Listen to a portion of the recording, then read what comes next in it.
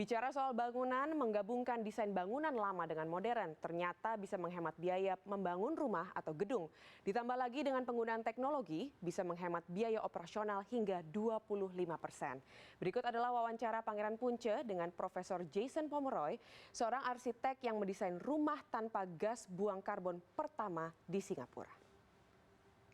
Okay, Professor Pomeroy, thank you so much for joining with Selain Indonesia. Pleasure meeting you here, Pangeran. Okay, so your projects incorporate older architectural for reducing the carbon footprint. Can you explain me more about this? Of course. I mean, I guess it's very important for us to be very conscious about climate change.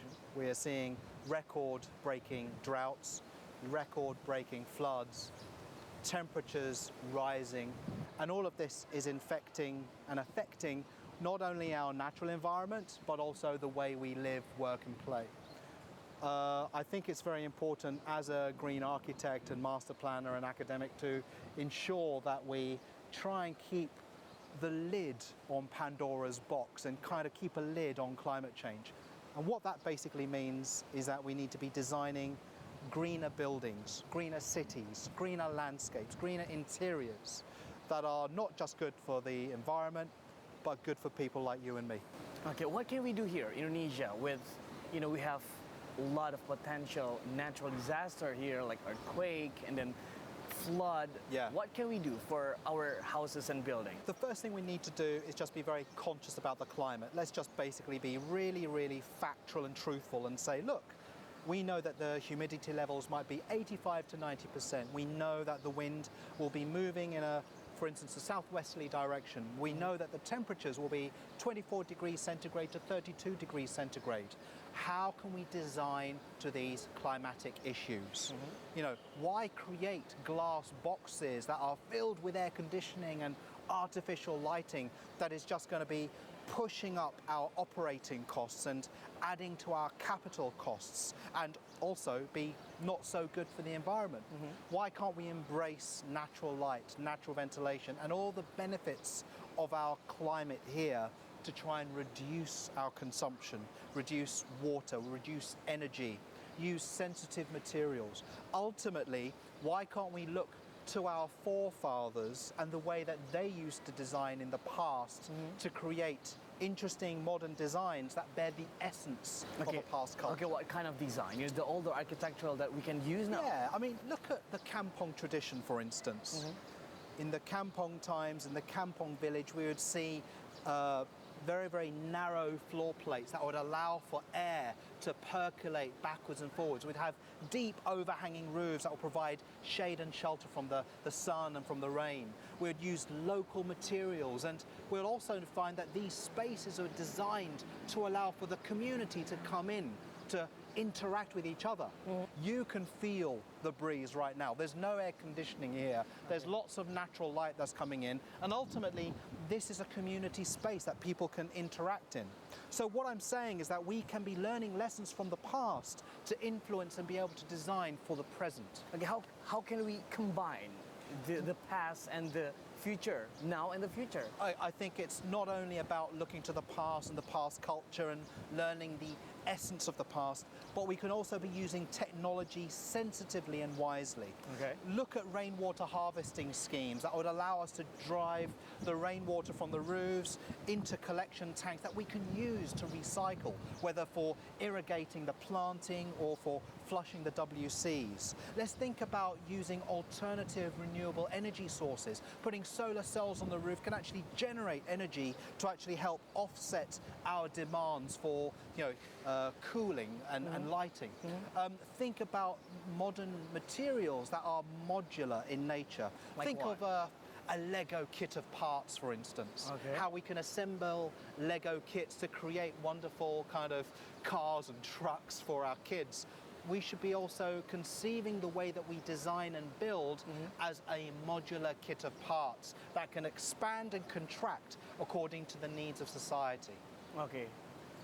What can people do at home, like basic little things, for their houses, for their building? How can they do like little things? Because you're saying like, you know, the big things, a big investment. Yeah. How can we do like little things that people at home can do All right. to make a better living, to make Okay. a sustainable, you know, building and Pangeran, houses? I like your question. I mean, basically, sustainability does start at home. Sustainability does start with the individual. Ultimately, it takes very, very little changes of attitude, switching off the light switches, setting the air conditioning control if you're using air conditioning. Why can't you install planting indoors to absorb noxious pollutants in the atmosphere? And also, by putting in planting on the insides of buildings and insides of living spaces, it can actually have a very, very calming, therapeutic effect. Okay, like how many percent, if I want to build a house, like how many percent, you know, goes to buy material things and then like to hire an architect and then, you know, to put new technologies? Yeah. And like, can you like more specific about the numbers here? Yeah, yeah. Like how many percent for? Well, I'm not going to be drawn into kind of design fees, but what I can do is be drawn into conversations about construction costs.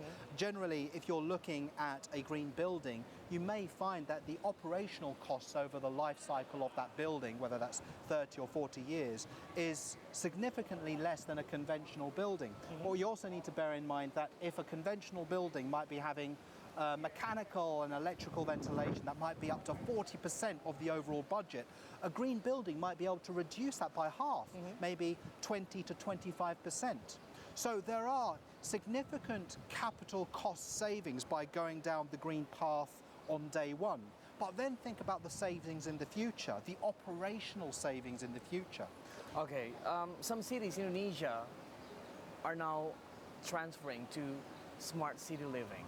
How can we do as Indonesian to really like observe that? Because, you know, me living in Jakarta, I don't really like feel like my city is smart enough. Right, right. Well, everybody assumes that a smart city is all about the technology and all about governments trying to generate a lot of money out of big multinational corporations and a very, very top-down approach. That's not always the case. Okay. In my TV show Smart Cities, we went to 8 different cities around the world, which included Amsterdam, Barcelona, Songdo in Okay. Korea, but we also went to Bandung in Indonesia. Okay. And what I love about Bandung is that it's a very bottom-up approach.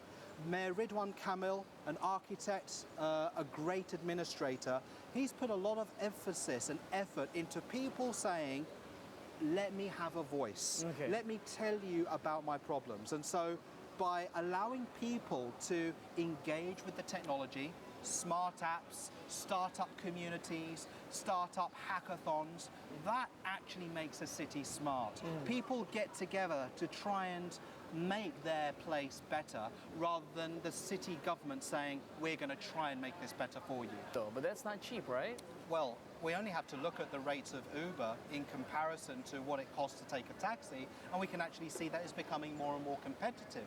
With more cars on the road, what we're seeing is that that element of competition provides a greater chance for people to make their own mindset, their own choice. And that is the most important thing about a smart city. We want to try and use technology to mobilize and enhance people's lives, not dictate to them by the technology to say, this is how you have to live. No, Okay. it's about kind of giving them the choice Okay. to make those decisions. Last question, Professor Pomeroy.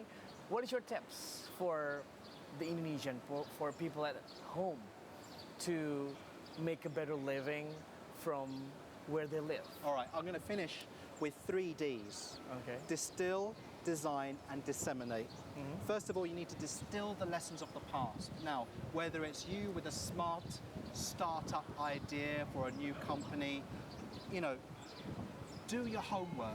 Look at kind of the lessons of the past, or if you're an architect, or you know, if you're a planner, look at some of the past lessons.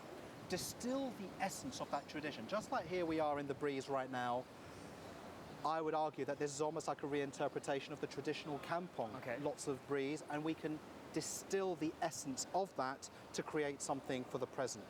We then design for the present. Distill from the past, design for the present, and use our materials and technologies that are cutting edge and helping to save resources wisely today. Okay. And then once we've done that, we can then disseminate that knowledge, all of that knowledge transference onto our next generation. Because it doesn't stop with you and me. Okay. It has to be transferred to our kids. They are going to learn from our mistakes. They're also going to learn from our successes. And that's how we will progress as a nation, or as individuals, or as a society. Okay. Thank you so much, Professor Jason Pomeroy, for your It's an time. absolute pleasure. Thank you. Thank you.